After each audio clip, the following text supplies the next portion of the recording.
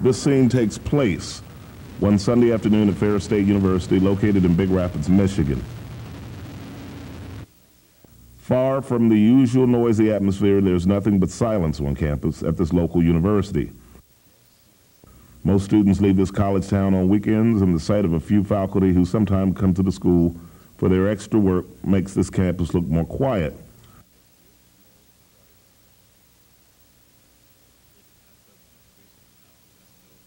This conservative Christian town has no conspicuous character except the fact that it is safe. It is hard to find any excitement except the occasional news of crimes or car accidents on a local newspaper surprises people in this town.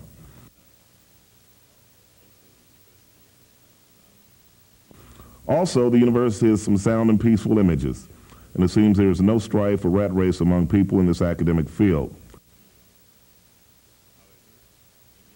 However, in reality, there has been struggle or frustration for years, and eventually angry people made a decision for the solution.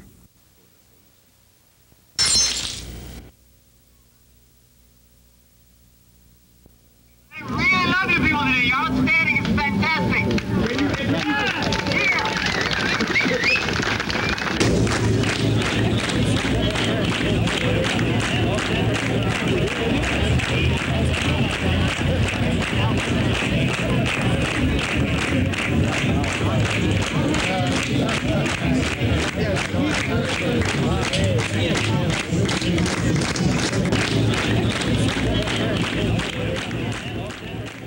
After more than 3 years without a mutually agreed upon contract, the FFA, Ferris State University Faculty Association, voted 183 to 88 to authorize a job action August 25, 1997.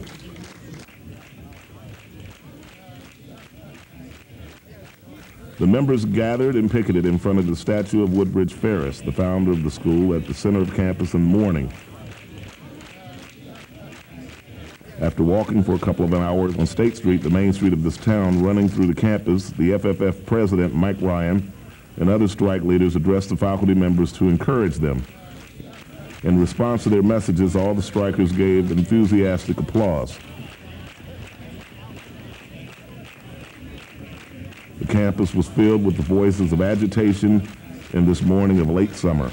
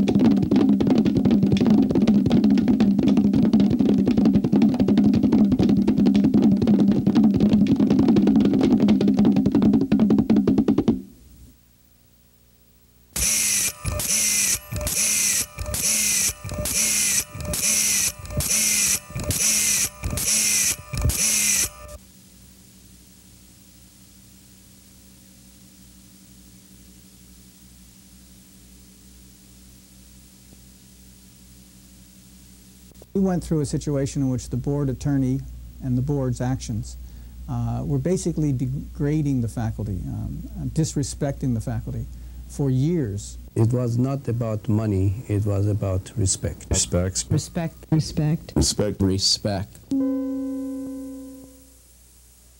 Out of about 20,000 people, the population of Big Rapids, approximately 8,800 are Ferris students and 1,500 are university staff. And out of the 1,500, about 600 are the faculty. Among them, about 450 people are considered to be full-time faculty who basically belong to the Ferris Faculty Association.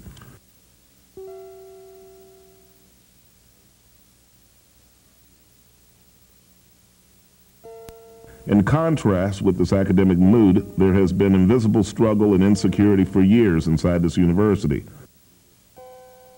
The problems are not only labor issues, including salary, promotion, hiring, and dismissal, but also maltreatment by the administration and the Board of Trustees. This seems to have been caused by the political condition of the state or even of the nation. And I think it goes back a ways. Board of Trustees took over and bargained with the faculty directly rather than delegating that job to the administration, generally led by the president and the vice president of academic affairs. This had quite an effect on bargaining. We did hear on the radio today that we weren't ready to bargain. This is really stupid. We've been trying to bargain all summer. Pete sent us a letter in May saying we won't meet anymore. The last two presidents at Ferris were not perceived as good leaders by the faculty. Both of them had no confidence votes taken. The board didn't like that, and they had the feeling, right or wrong, that the president's involvement in the bargaining process is what caused the faculty to not like them, and that's why there were no confidence votes. I think they also felt that the last president wasn't very effective in the contract that she bargained and that they had given away too much. The second thing, in the fall of '93, to restructure the university and to eliminate about 20 programs, including TV production and including the legal assistant program that I teach in. This was done without consultation with the faculty. New vice president then, Tashomi Abebe, was appointed in August, and his first task really was to announce this restructuring. Dozens of programs being cut, 60, 70 faculty being laid off, many students finding their programs would be cut, although they would not be directly affected. The fact that the program was going to dry up and, so to speak, behind them as they graduated made them feel uneasy. New students who wanted to come into those programs obviously didn't come. And so the process was going to be very delicate, and unfortunately the way the board handled it was to even print the document announcing the restructuring was printed off campus. And so it became sort of a bomb that was dropped on the campus in late August. But this was one stroke kind of thing, and it was very much of a shock to the institution. If you were a student at this time, you and your parents would have received a letter saying that the university was restructuring, and it scared the heck out of a lot of parents. So there was a lot of confusion as a result of the way it was done. In the summer of 1993, fiscal restructuring began at this university. On account of this unexpected reformation, 22 programs were planned to be eliminated.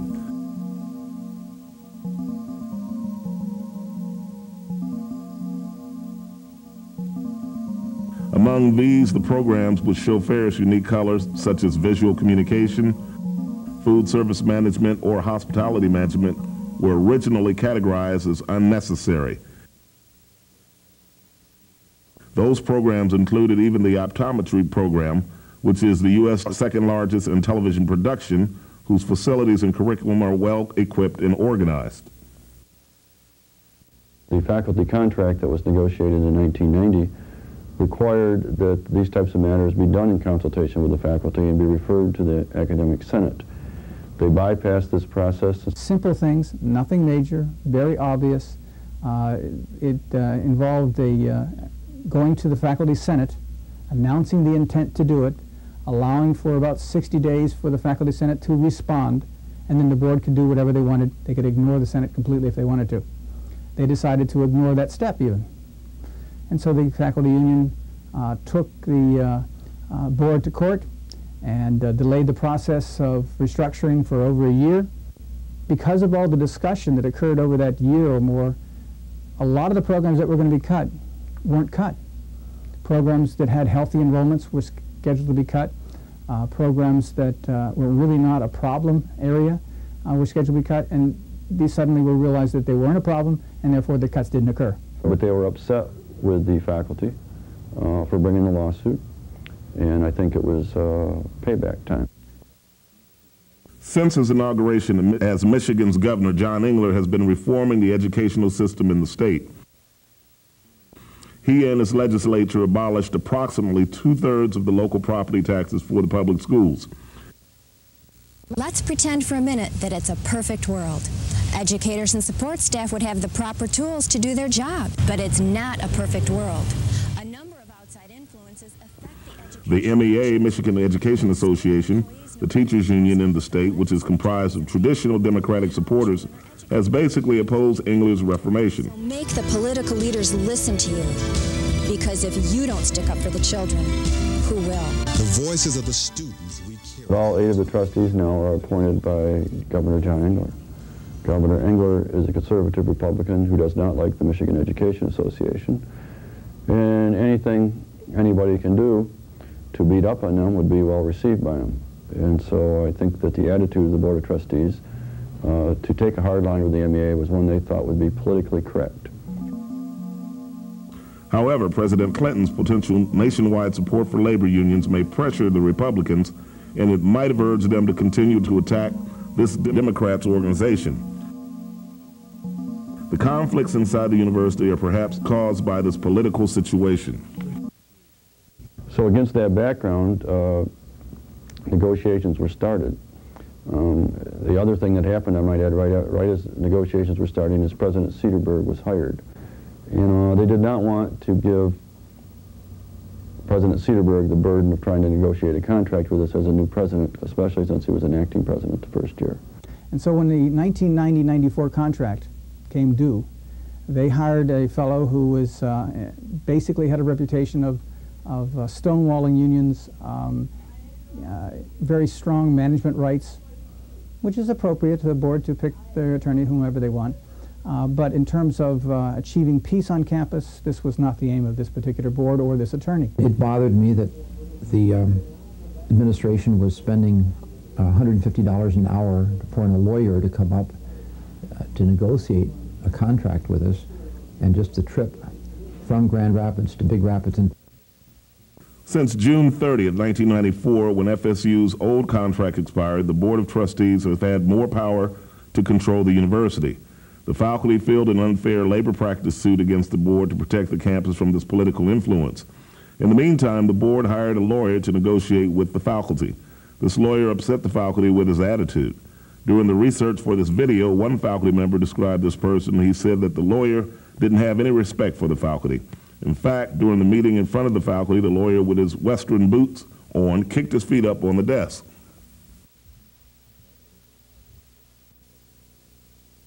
Also became obvious that because of the lawsuit or whatever other reasons, the board wanted to make major changes in the contract, not minor ones, minor changes in language and negotiate the money, but they wanted to start over. They were worried about anything in the contract that gave the faculty any rights. What they call dual gatekeeping, that is any input, meaningful input that the faculty might have into a process on campus, whether it was hiring or promotion or tenure, they wanted the faculty out of that completely. And they wanted to have a situation in which they controlled all the situation. They also sort of, it was a sort of a side slap as well to the administrators on campus, because basically they were saying you guys weren't doing your job, and we're going to hold you more accountable. And if the contract was impeding you from doing what we tell you to do, we'll take that impedance away, and then we're really going to hold you accountable, because then there's nothing stopping you from doing what we want you to do. This has not been a very easy place to work for a very long time, and it's because of the treatment of the faculty by the administration. We just do not feel as if we are valued by the administration, by the Board of Trustees. We feel as if we are disposable faculty, and that's what they want. And that's unfortunate, because that's not the way to build a world-class university, as they like to keep talking about. That is simply not the way to do it. I myself was not happy with the reaction and the response of some of the administrators. They were going to replace us, and that's kind of hurtful when you see the people you're working for decide that you are expendable and look for your replacement. So that's a sore spot. It's not true in all respects, but in all cases, Certainly, it is true for the Board of Control. I never really complained about what I was getting paid or anything, but I can't tolerate that type of arrogance. These are the personal files of the Ferris State University Board of Trustees, printed through the computer. One of them has a PhD and the others two have high academic histories. Each of them have the highest social status for his or her personal, professional career, and they are involved in the board activities of other educational and business organizations. They have important roles to supervise and control the state university, and considering their backgrounds and experiences, they seem appropriate for the university organization. However, talking about real educational situations, none of them have experience teaching students in classrooms.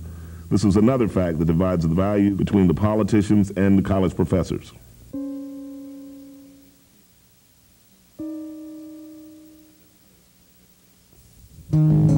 It was a struggle that, to me, did not seem to be based on what was good for the university, but simply what was good for the power brokers of the university. And I detected a much more power-hungry Board of Control. The Board of Control at the university and some of the administrators really undervalued the faculty. You need to treat us as faculty. You don't need to treat us as cattle or treat us as just workers. And how one group of people could treat another group of people with disrespect, or at least not care about how they felt about certain issues or not listen to their concerns, and I don't think that's good for anybody in that situation. Because we were quite unhappy with a lot of the changes that the board had. They tend to view Ferris State University as a business rather than as an educational institution. If you have a board and a president and deans who believe that this is just a big McDonald's, this is just some company, if you have people micromanaging you, people who want you to live in fear, then sometimes you have to just say that you're not going to put up with that. I don't think I could have stayed here if this Board of Control had continued to implement its will. I feel that nothing that I could do would ever be valued by our board. I just really feel like it's a shame that a faculty has to strike and go off the job, leave their students in classes, in order to get even a cost of living raise and to get treated like human beings. It really bothers me that we went all those months without a contract.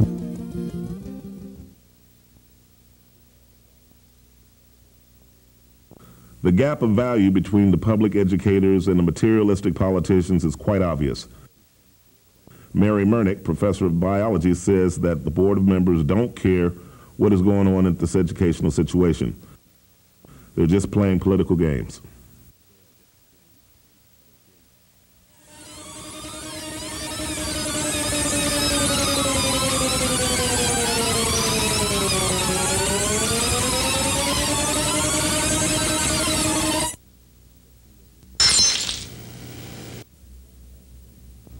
We had been without a contract since 1992, and we'd had a contract imposed upon us, and it was our perception that it was the intention of the board to destroy the union. I felt that the board was over the line in what they were trying to do to the union. In fact, I felt that they were trying to break the union. I came here in 1969, and this was before we had a union. And the reason the union formed is because the administration was doing some very arbitrary things, and we felt it was necessary to protect ourselves. I think that unions are created by management, and I think that the board has demonstrated the reason why unions are on campus. In history, unions originated at the time of the Industrial Revolution, when workers simply fought for better wages or working conditions. But with the advance of technology, people have found and legalized decent working systems in many fields. For these reasons, many people have decided to leave and avoid joining unions since the 1970s. Now that people's values are more materialistic than in former times, unionism seems to be outdated.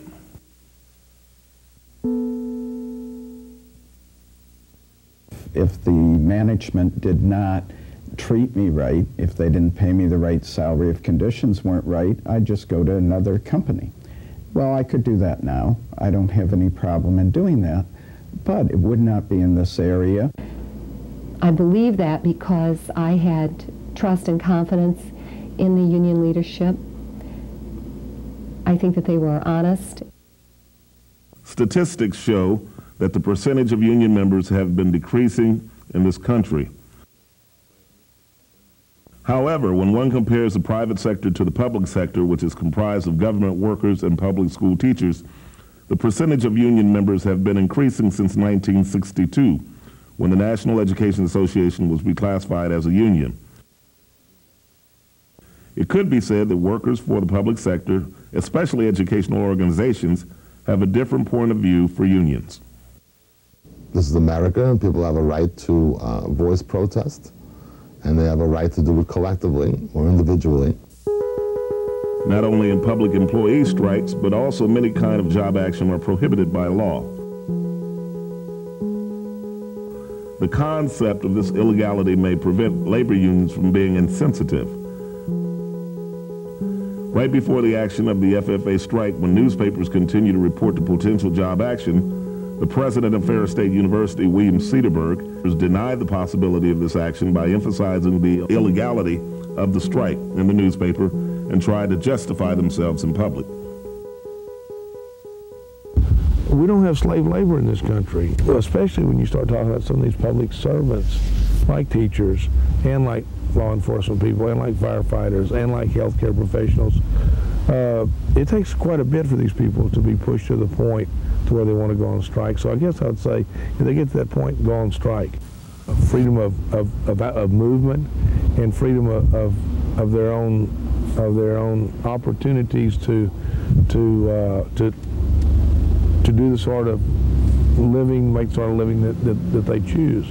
So and that they've gone to school for. So I do see it as a contradiction. Well, there's always a contradiction in those situations where you have people out carrying picketing signs. But the fact of the matter is, free speech is first and foremost the important part. And I believe standing up for your rights is what we have to look at. The reasons why the faculty members went on strike vary. I think the major issue that caused the strike centered around the efforts by the board in particular to work toward taking away rights that we had acquired as a faculty, rights to have input in decision-making, input into program development, program evaluation, hiring, promotions, tenure, you know, all those things that are very important to us. If enough people didn't stand together, then the people that did stand up would lose. And so, to me, that really became the issue. College professors have a decent image. They have spent a long time to finish their education in their life, and they are respected by young students or even by people in the community. They are what is called the role models in the community.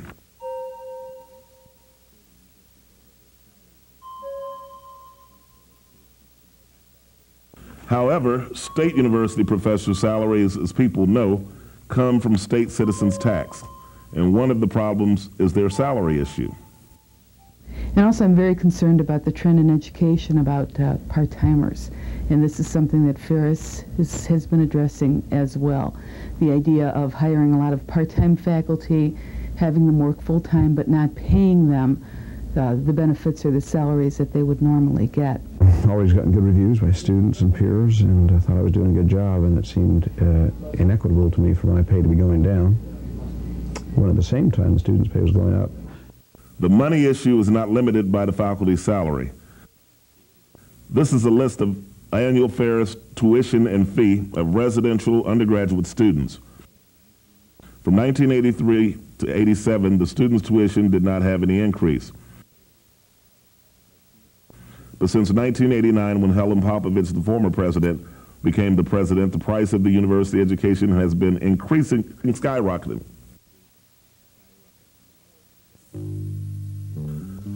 Of course, the students' tuition of other state universities as well has the same increase. But Ferris has reduced many of its programs and faculty. It is clear that the school has extra money for the restructuring.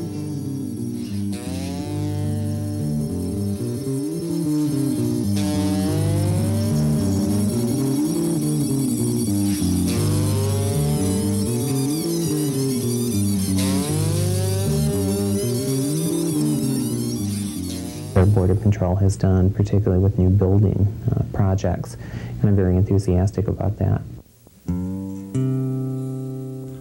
For Ferris restructuring projects, several new buildings have been planned and some old buildings have been remodeled. But at the same time, a lot of programs have been cut. Consequently, the number of students have gone down. Actually, the school had 12,000 students on campus in 1991, but the number is reduced to 8,800 at present. It seems absurd that the school has more buildings for less students and less programs.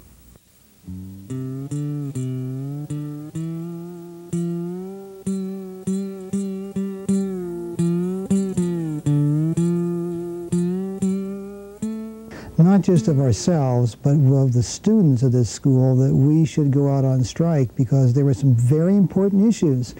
Issues regarding hiring, promotion, tenure, these kinds of things that we felt were essential to still remain in the hands of the faculty with, of course, administrative and board approval. The people who were, I guess you could say, in the trenches, who are doing the teaching, who have the closest contact with the students and who know our disciplines, we felt that we were much better qualified to make these decisions other than, say, an administrator or a board member, someone like that who is not, say, a historian or a microbiologist or an economist and these types of things.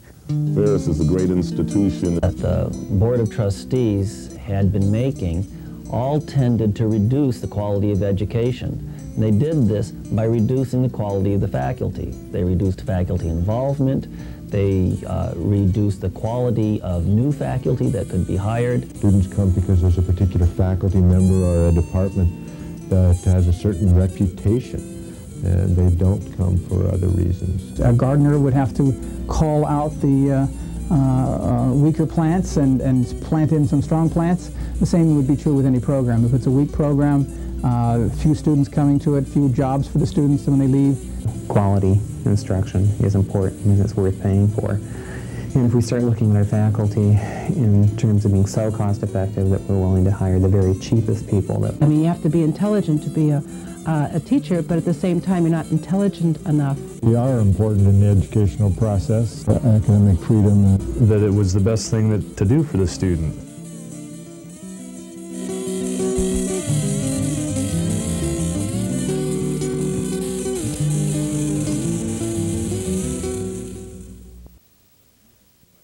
The reason why the faculty members went on strike is mostly that the Board of Trustees and the administration have maltreated or ignored the faculty who were concerned about quality of education at Ferris. But some strike participants have different perspectives. I think I can come from an interesting perspective. I'm also a local school board member. And as a result, we were in negotiations with our teachers unit. We started negotiating in the spring of this year. This is now October of 1997. And we finished up in and around August. And we cooperatively worked together. We compromised together on the rest of the contract. And we wrapped the contract up with a 4-year package to the benefit of both sides in a meeting period of about 6 months. Ferris, on the other hand, we've been negotiating with them for 40 months. I have held every elective office of the union, including being president, and have served on 3 different negotiating teams. It has always been a long struggle. I wasn't risking as much as many of the other faculty because had I been fired, it would have meant just a an immediate retirement, which I could do any time. I went on strike as a matter of principle, and I thought I ought to support the other people who went on strike. I've been on both sides of the fence. I was actually a elected politician of my town in Eaton Rapids, Michigan, where I have a private practice in optometry, and I'm half-time here at the College of Optometry. And I wasn't blaming either side. I just wanted it to end. And if it took a strike to be, or to show that we were serious enough that we wanted to have it settled, then I was going to be out there doing it. Just the ability to negotiate. If we had not been on strike, we may very well have lost that right. And it seems to me that the price of liberty is eternal vigilance, and therefore we had to take a stand. So the thing that we would have lost was the ability, all public employees would have lost the ability to negotiate a contract any time in the future. I am a new tenure-track employee, and I was hired, and my first day of real work was actually on the picket line. I was the new kid on the block. It was not properly my fight. I think that it is everyone's problem. The relationship between administration or management and labor is always everyone's problem. That we need to think about this across the board, across the country, no matter what our jobs are. This is the Steinbeck Grapes of Wrath syndrome. I think that this is extremely valuable. I think that we always need to think about these things. Hence, it became my fight theoretically as a philosopher. I don't think, although economics was an issue. If you are working for money, maybe there's no real interest in solving the situation. I don't make so much money. I make like $30,000, and that was a little issue with me because I'd never had a raise, and I probably think I'm worth a little more. But the bigger issue for me was respect. The economic issues are important, but for me, it was the non-economic issues. It also resulted in a situation where very little bargaining was done after that. They would not come to the table. They had a lawyer that was hired in order to, in my view, break the union, and he had no real interest in settling the contract. This is a letter to the former chief negotiator, Russ Moffett, from the lawyer hired by the board as a negotiator. Your April 16, 1997 proposal is not acceptable to the board. The board has no further proposals. It encourages the FFA leadership to reconsider its position as to the unresolved issues and to recommend the board's proposal to its members. The letter is concluded as follows. With your impending retirement date, who will be the chief spokesperson for the FFA thereafter? But I feel it was something that the union had to do in order to make the point that it was important for us to be respected as professionals. We needed to get the attention. However, it seemed to be the only way we could get the attention of the Board of Trustees. We had tried everything else year after year. It's kind of like the story of the man who had a mule, and the mule wouldn't go. And so what he had to do is he pushed and he pulled, and he couldn't get that mule to move at all. And he came back, and he looked that mule square in the face, and then he took that baseball bat and he whacked him right across the forehead. The mule stood up and was ready to go. And the man said to him, "I thought you said you had to be kind and gentle." Well, he says, "That's right. The problem is you have to get his attention first." So we were left with really two alternatives: go on strike or accept what they gave us.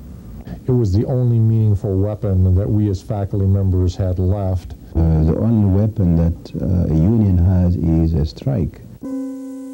However, throughout the nation, unions have been losing their strongest weapon since the mid-'80s. It is obvious that this anti-strike mood created the hesitation for going on strike among Ferris faculty members.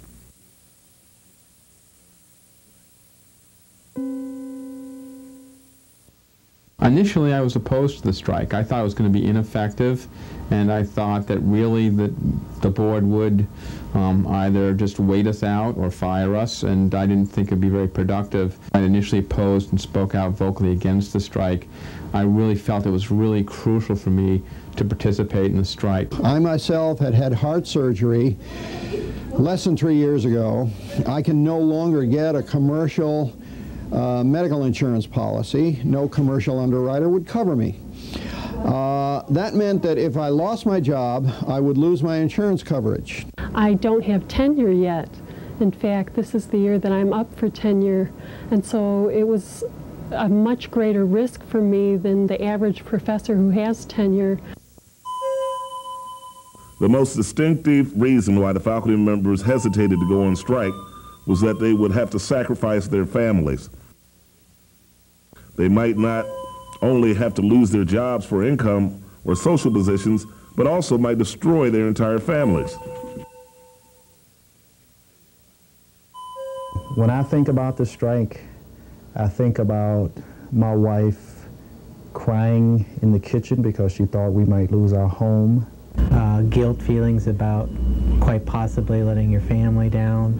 In our situation, my wife and I both work here, and so we were both out on strike, and that places a great burden on our family because potentially we both could lose our jobs and our livelihood. Both of us are employed at Ferris, my wife and I, and we both walked. We could have a lot to lose since we are both employed by the university. And my son said to me, why did you decide to go out on strike? Was it because of how your friends would look at you and what your friends would think of you? And at that moment I realized that even more than that, it was a matter of how I would look at myself. And that's what I said to him. I said, no, I think it's really how I would view myself. I wouldn't feel comfortable with myself if I had crossed the lines. My family is extremely supportive because they've all been involved. My father was a professor at Idaho for 30 years, and my mother had been a high school principal and a teacher, so she was a member of the MEA and had been an officer in the Idaho Educational Association, so they were very supportive, and of course a sister-in-law in education, so they supported me, and as well as sister and brother, brother-in-law, both in the film business. They of course are from a business that's extremely union-oriented and understands the value of a union. The conflict had lasted far too long. For 3 years they'd lived without a contract, and then for the past year that they lived under the imposed contract, I felt that they really needed to come to a resolution, and for that reason I was very supportive. I have a great deal of respect for my husband. I think he's a very fair person. He's very honest, and he thinks through situations, so I know that he had given a great deal of thought to this conflict and that he wanted to see a resolution, so he did not take it lightly. While the faculty was wondering whether or not they would decide to picket, some people were preparing for the potential strike. The first step had to do with setting up a strategy and a number of committees, and that responsibility fell under my crisis committee, which was made up of 4, sometimes 5 faculty members. Food committee, charged with making sure faculty had food when they were on the line.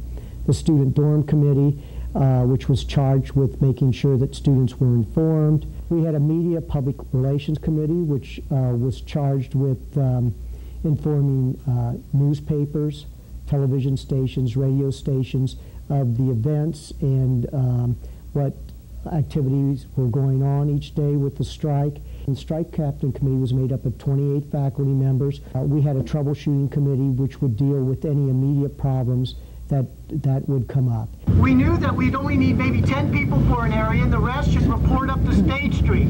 Now, I don't care whether after you check in, if you want to walk the perimeter and make sure we maintain a presence, but you need to check in with your strike captain, particularly when we go on double shifts. We need people that are committed to the morning, we need people that are committed to the afternoon. The next step involved monitoring the administration. For almost a year, we cataloged what Cedarburg was up to, and sometimes we had to second guess his reaction to things, but more often than not, we were correct in knowing what he was going to do, what he was going to say, what he was going to lie about. We spent a lot of time talking to faculty members, trying to read their emotions, trying to read how they felt about the situation, because we couldn't go out on strike if we only had 50 or 55% of the membership. We knew that going into the strike, the day before, that we were going to be close. My crisis committee and I felt that we were going to be close to 70%. We hoped for 75%, but we knew that anything over 63 or 64% would mean a successful strike. All these steps, and with the efforts of 70 to 80 faculty members, brought the strike to the successful culmination that it had.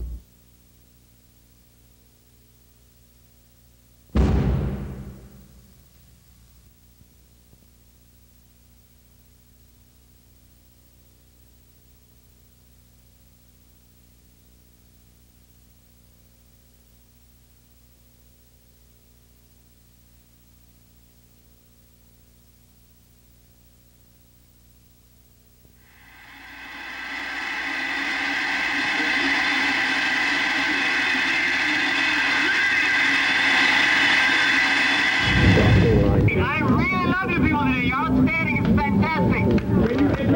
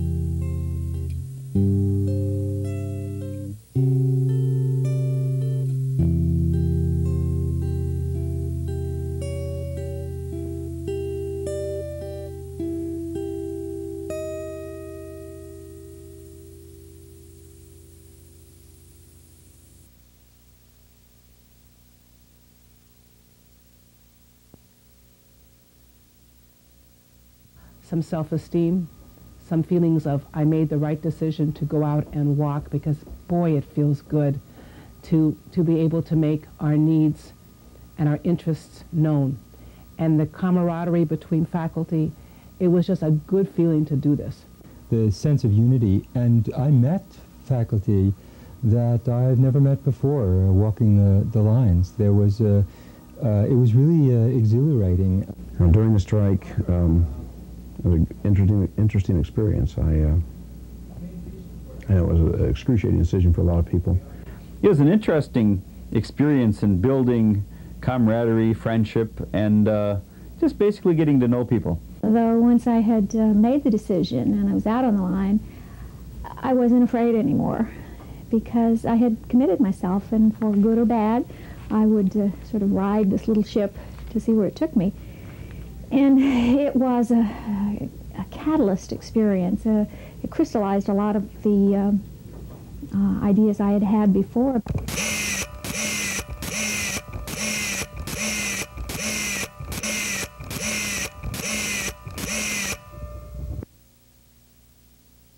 You're watching WZZM 13. Working for you in Grand Rapids and along the lakeshore. Tina, any idea how long talks will go tonight? Well, Juliet, the Ferris Faculty Association has vowed that they will stay. Besides picketing, there was another way to fight by using media coverage. At the beginning of the strike, President Cederberg told the newspaper that the official survey indicated that 49.3% of the classes were taught, and that he appreciated the teachers who were teaching. Cederberg is on his damage control mission, continually lying to the press. Parsons right now is on a radio talk show saying that 50% of the classes are being met. That's bullshit. Information, for instance, the administration was saying 51% of the classes were being taught.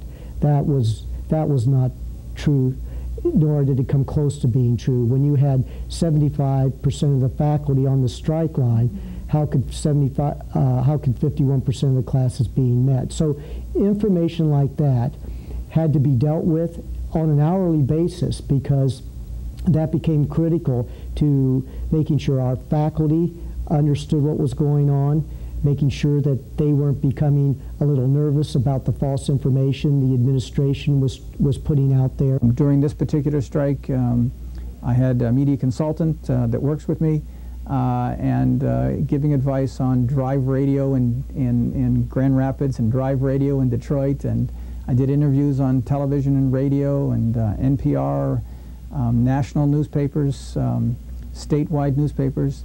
And so there's a lot of media attention that is not necessarily a positive for the university, but it does become a pressure for the university. While on TV, news, or in newspapers, the faculty insisted on their right to strike by emphasizing the unfair treatment. The administration and the Board of Trustees continued by criticizing the illegality of the strike. The board even expressed some sense of being victims suffering from an unethical act by the faculty. One of the board members said to the newspaper, "It's very, very sad. The faculty bargained unfairly. The board has every piece of money laying on the table. The community should tell them to teach their students."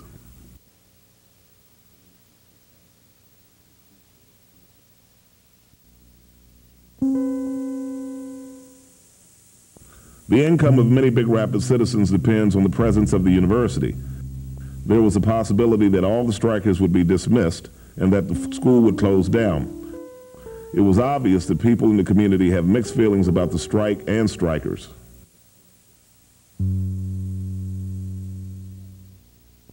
During the strike, for some of the time I felt that there weren't that many community people speaking up, but I knew that there was support there. So the community, I feel, was very supportive of the faculty, and they also wanted to see a resolution, even though we did not see them openly discussing things, that they were in the background and they were being supportive of the faculty. As community members for 20 years, I feel that we're very involved in the community, so there have been a lot of positive comments made about what happened and the fact that the strike was brought to a resolution and they finally had a contract. Letters supporting the FFA from all over the country and even from other countries were sent through email. This is Michael Moore. I am sorry I will be in New York on Monday and unable to attend the rally. I want you to know you have my wholehearted support, and I will do whatever I can to publicize the issues regarding the strike and the plight of the faculty. As the spouse of a locked-out newspaper worker and as an education major at Wayne State, the issues you all are facing are near and dear to me. Good luck surviving in an environment very hostile to education. I saw your link on the British Labour Net. An excellent website. Best wishes in your dispute. Sir, we are a French confederation and we have heard about the present strike at your university. We think that the claims of your teachers are legitimate and we support them. We ask you to open negotiations in a good state of mind to find a happy end to this conflict and to respect the picket line. If it wasn't the case, and that your teachers want it, will begin a propaganda campaign in France to inform and put pressure.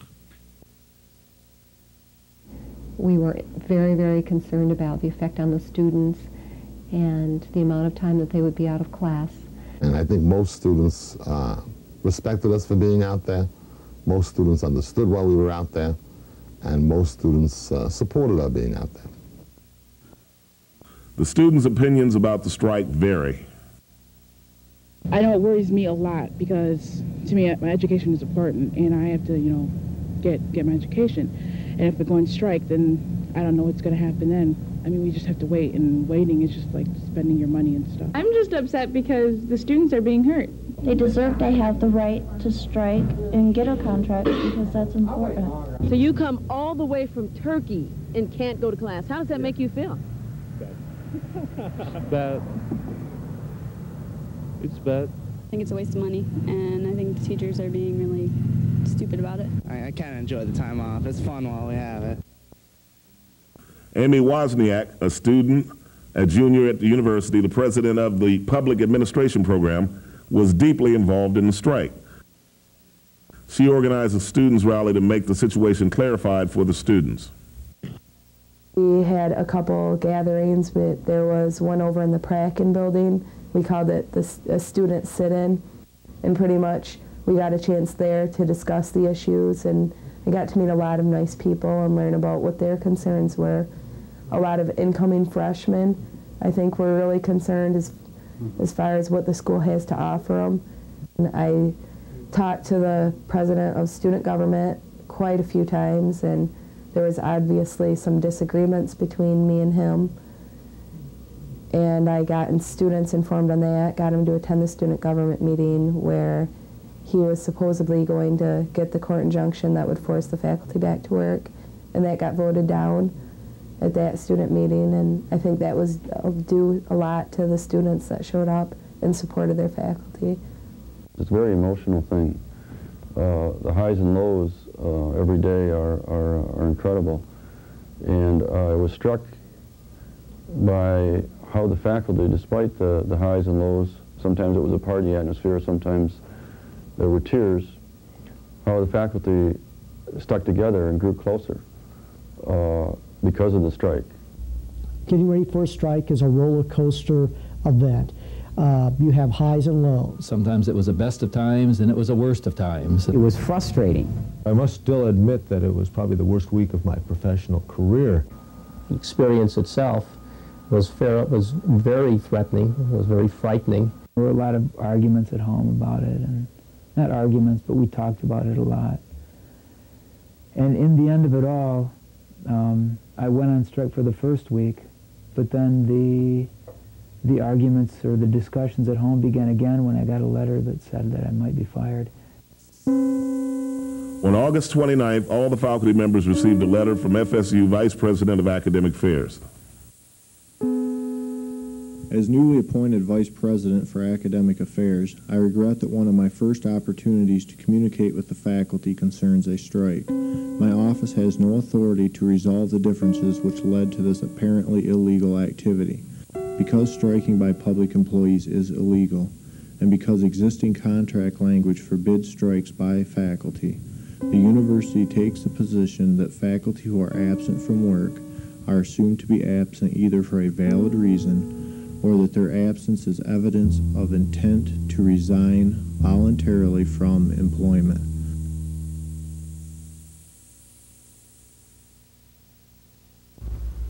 During the last part of the strike, whenever they received a letter from the university telling them that if they didn't report, that they would be dismissed or considered that they had separated themselves from the university, it was kind of scary thinking, well, we don't have a job, what do we do now? And when I went up to walk that morning with the faculty, I could sense that the mood had changed. You know, everybody seemed to be really down. And I thought, well, I know that Mike has really been thinking through this, so I'm sure that, you know, they've resolved it somehow. On the same day, when the faculty received a letter of warning from the administration, President Cederberg and some other administrators appeared at Rankin Center for a meeting where the students, they answered questions about the strike.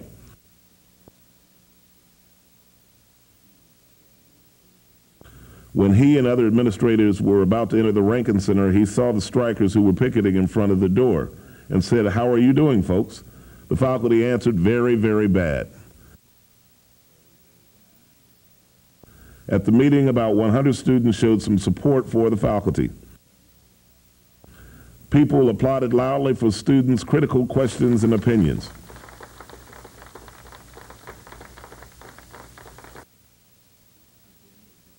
At the end of the session, Mike Ryan came into the room. He stood in front of President Cedarburg, faced the students, and said, "We decided to suspend the strike at noon today and return to the classrooms. We're prepared. The faculty will be in class beginning at noon. So if you got a noon class, it's going to be on. We will meet again at 7 p.m. Monday to decide what action to take on Tuesday."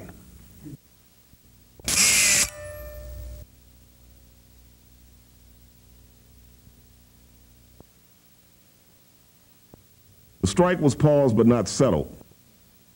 During this unbalanced situation, it is not denied that the faculty had insecure feelings. By the end of the week, I was really tired, not so much of being out there or walking, but of the uncertainty that was taking place. And I don't know even now how it would have been for me, but I was really glad when things came to closure like they did, and I was able to come back into the classroom because that's where I really wanted to be.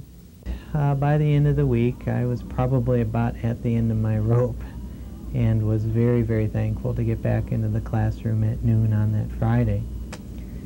Had Tuesday come along and they decided to again go back out on the line, I was not sure what I was going to do. On the same day, Chief Negotiator John Kane received a letter from the Board of Trustees through the fax. The letter said that the board was willing to negotiate if the faculty returned to the classrooms.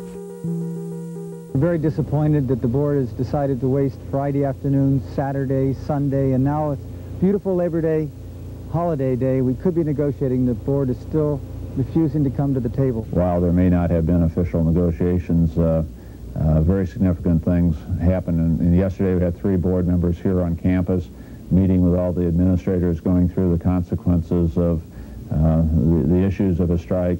We could suspend the strike longer, but the people are not very happy because there's been no action over the weekend. On the following Monday, at the end of Labor Day weekend, the last faculty meeting took place at the FFA Crisis Center. The faculty discussed whether or not they would continue to strike the next morning. At 8:00 p.m., Mike Ryan announced that the faculty would go back to the classrooms. He also said that FFA's bargaining team would meet with the FSU Board of Trustees on Wednesday. Though the negotiation continued, this meant that the strike was technically over at this time.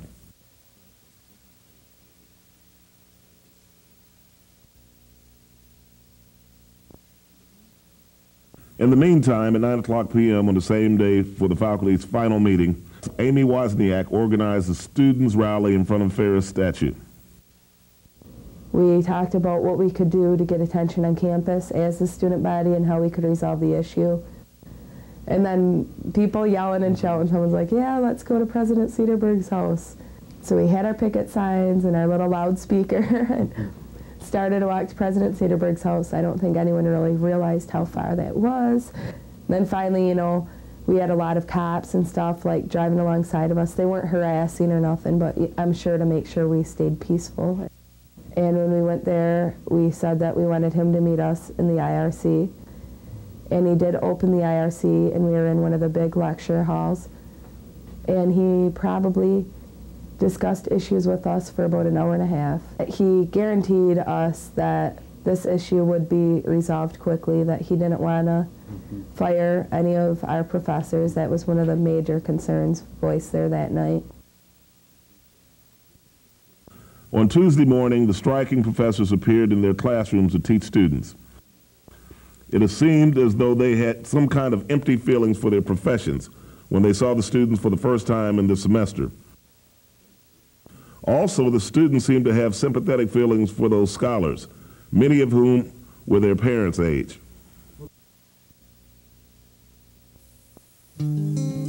At 8:30 a.m. on Wednesday, the Board of Trustees came to the table at the Crisis Center for negotiating with the FFA. 24 hours later, the university announced that an agreement with each side had been reached for the 8-year contract ending in the year 2002.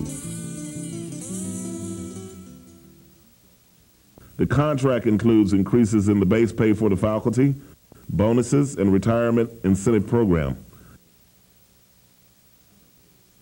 Summer pay is at 34% of base pay for 1998 to 2000, and 35% in the year 2001 and 2002. Also, the board accepted the FFA's proposal about faculty hiring and the post-tenure review. The FFA accepted the board's salary proposal for the first 4 years of the contract, and the parties added an estimated $800,000 in salary payments over the last 4 years. The contract is still very controversial among the faculty. I don't think our contract was significantly better than it could have been. I don't think it gained those kinds of benefits. I really wasn't concerned about the financial package. I still don't like a lot of things in the contract. I still don't like the way tenure review is going to be handled, post-tenure review is going to be handled, the way promotions are going to be handled. Some people were not satisfied with the contract, but it is true that the faculty felt relieved that the end of the fight was near. I was happy when it was over, happy that a tentative agreement was reached, and I'm, optimistic about the future. And that I think the Faculty Association will ratify the agreement, and things will be smoother. Some faculty that did not strike feel awkward about those that did, and that probably will last for a while. How long, I don't know. A lot will depend upon just precisely what the actions of that non-striking member did. There's a lot of leftover animosity with those who didn't strike, who went in, and those who went out, because there's a feeling of betrayal, that they remain union members somehow, but they weren't willing to side with union members. Coming back inside and working with people who crossed the line and working with administrators who tried to fire us, and there's a lot of anger, and there's a lot of bitterness. With more of the faculty coming out, I think we could have gotten results more quickly. If we'd had 90% of the people out, that the strike would have been shorter and we would have had a better contract. However, my resolve was strong enough that if it had only been 25% of the people out there, I would have wanted to be one of them, because I just believed that it was time to stand up. Our house was divided, and I don't think I'm going to be able to quickly forget or forgive some of my colleagues, but I will try. The strike created a lot of problems which left scars on the people's minds, including the conflict between the people who were on strike and those who crossed the line. Rick Griffin, professor of political science, who used to teach at the University of Texas, has experience researching on a farm labor strike which took place in 1967 in Starr County, Texas. He interviewed a lot of people who were picketing at that time and documented this historical event for his study. The strike that took place here at Ferris was fundamentally a strike among middle-class, white-collar professionals. In Texas, we're dealing with, among these farm workers, especially in the 1960s, were the poorest of the poor, among the poorest of the poor. First thing they were asking for was a minimum wage of $1.25. Which was a minimum wage in the United States at that time. When you're talking about the difference between professors who make $40,000, $50,000 for, and again, I know it's 30 years, but still, you just do the numbers. I mean, versus people who were making 25, 30 cents an hour. Also, the farm workers, their spouse, not only did their spouses, these are people who picked the crops, okay? Little to no education. And when I say no, I mean virtually no education at all. The situation in which the whole family had to work in order to survive, not only the wives, but the children. The children worked the field. They had no medical insurance at all. Now, one of the things that we wanted to make sure, and we've done it, when I say we, the FFA, was we sure didn't want to lose our MESA insurance. These people had no medical insurance whatsoever. Nothing. Whole families having to work in order to survive. You're talking about existence, menial existence. The people who crossed the picket lines at the farm workers' strike were, some of them said that they, quote, couldn't afford to strike. And by that they meant the little money they made paid the bean. I mean, it paid money for the beans, literally beans that they got.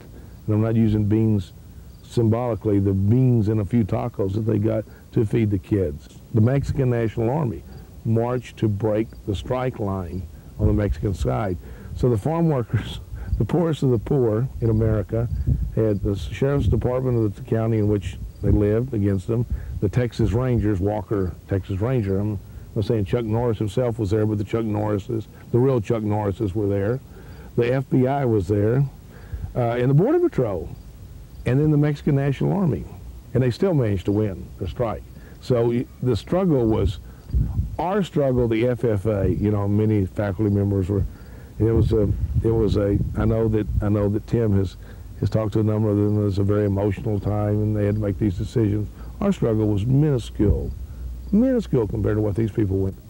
Being a librarian, you are going to represent both sides of every issue on every topic that we buy materials about. We are not going to decide that one thing is right and one thing is wrong. So I think I feel the same way about that with the people I work with, that they have a right to a difference of opinion with me, and whatever they're going to do is their business. And I'm not going to hold it against them for having a different opinion. We have to encourage those people to see our point of view and join us next time should it be necessary and not alienate them.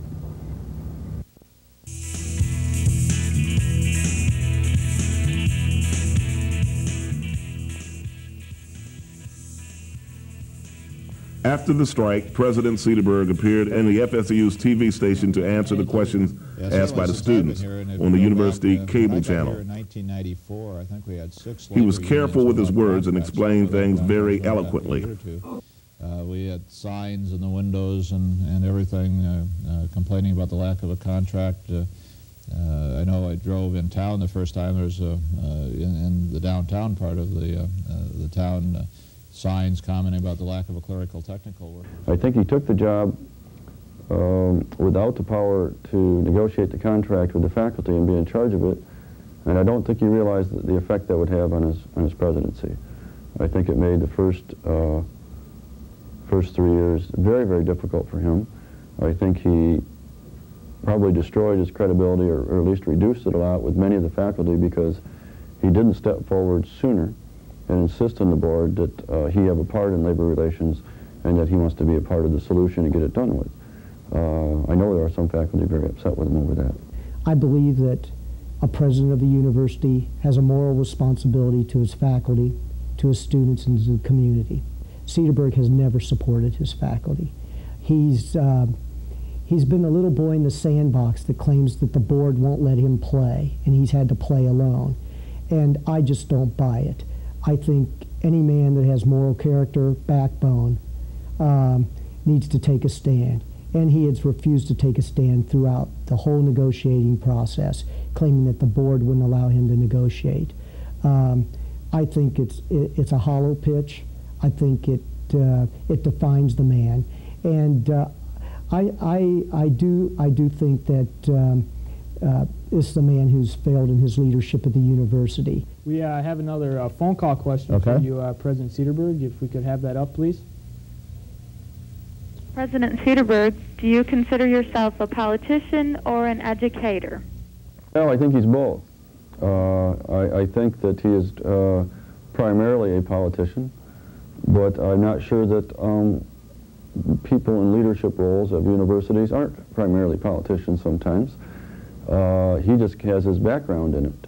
Okay, I certainly think he's trying to be an educator also.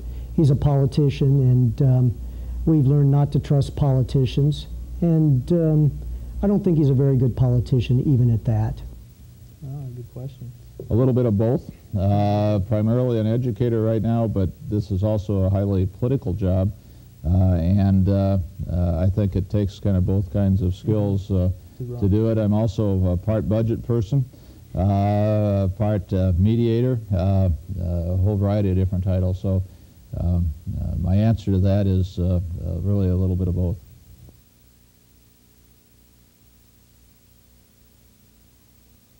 I enjoyed meeting colleagues. There was a kind of a 60s atmosphere about it. Here we are, we're doing something we believe in, and we're committed, and we're doing it as a group, and we're fighting, you know, those people who are in authority, all those kinds of ideas that we had when we were in the 60s. And David Pilgrim, for example, and Philip Middleton both, when you talk about the spirit of the strike, were a big part of the spirit of the strike. And they would bring, whenever someone would get up and speak, they would bring that old black gospel revival type thing. Get it, brother, go, you know, and some of these white northerners who'd never seen that were like, some of these professors were like, I know one friend of mine, I will not mention her name, they were going to get up and say how they felt, and they asked me to, please don't let Middleton and Pilgrim say anything, please don't give me any brothers or anything, because they were uncomfortable with it. It was divisive, all strikes are. It was energetic, strike should be that. But it was a time when we kind of bonded and tried to create a new consciousness for the university. And I think that the university has to have those kinds of moments when it must grow, because the institutions cannot, they have to be dynamic. They cannot be inert, they have to move forward. And because there's so many people, so many different types of people, you're going to have discord. There will be other moments when we have to disagree with each other and when we have to argue very vehemently. I'll never forget it. I'm glad that the strike is over, and I'm glad that we're all back to doing what we are out here for, and I hope things get healed up. And I'm certainly glad that I was one of the people out there marching around, holding a sign, looking like a fool, but feeling like it was the right thing to do. What I think is really important is for us to focus on working together as a team, and that's why I changed my sign from FFA United to FSU United. But if anything positive came from the job action, it was the camaraderie that we were exposed to and experienced during it, and those memories will be cherished by me for the rest of my days. And I have this fascinating experience of walking the picket lines for a week. But I was certainly gladdened by the solidarity of the faculty. We need to carry on the heart and soul of the university. Faculty will just go anywhere. Ferris is in the middle of nowhere in a sense geographically. People came from all over the country, all over the world to come here. And they could have just as easily gone to some place in the middle of Iowa or some larger metropolitan area or some other country. You know, I think that one of a very big strengths of Ferris State University is its committed faculty.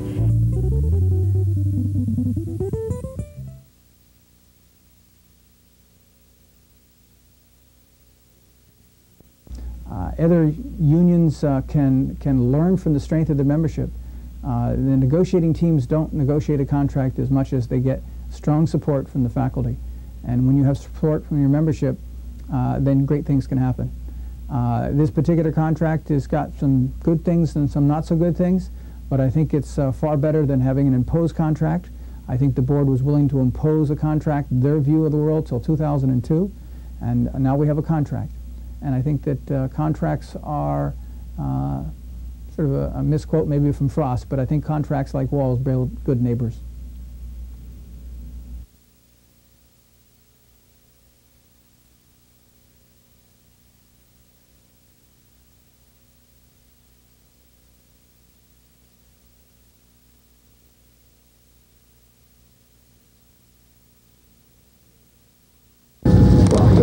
I really love you people today. You're outstanding. It's fantastic.